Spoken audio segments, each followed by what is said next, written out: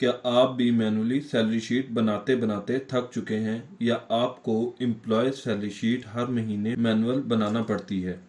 आज की इस वीडियो में मैं आपको MS Excel 2024 में fully automated salary sheet step by step बनाना सिखाऊंगा। इसमें आपको किसी भी VBA या कोडिंग की नॉलेज की ज़रूरत नहीं है, सिर्फ एक्सेल फार्मूलाज को इस्तेमाल करेंगे। अपनी कंपनी या ऑर्गेनाइजेशन का नेम टाइप करेंगे। यहाँ पर हम टाइप करेंगे एम्प्लॉय ID नंबर। उसके बाद हम नेम,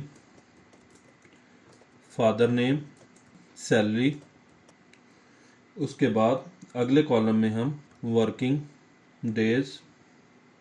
डेज और सैलरी को ऐड किया तो यहाँ पर सैलरी कैलकुलेट होना शुरू हो चुकी है। इसी तरह ओवर टाइम जैसे ही हम यहाँ पर टाइप करेंगे तो इसकी टोटल सैलरी जो है यहाँ पर कैलकुलेट हो चुकी है। अगर वीडियो अच्छी लगी तो वीडियो को लाइक और चैनल को सब्सक्राइब लाजमी करें।